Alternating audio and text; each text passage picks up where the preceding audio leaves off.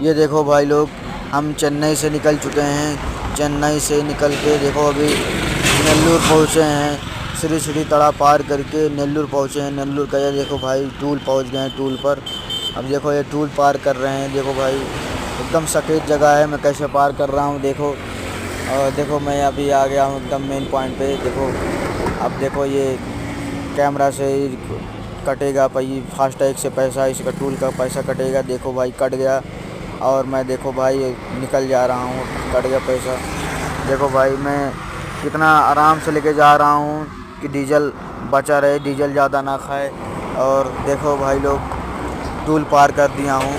अब चाय पीने का मन कर रहा है, थोड़ा आगे जाऊँ साइड में लगा के चाय पीऊँगा भाई। एंड मेरे यूट्यूब चैनल को लाइक एंड सब्सक्राइब करो भाई लोग। आप सबको ऐसे वीडियो लाता रहूँगा, कैसे ही बनाता रहूँ। जय हिंद दोस्तों।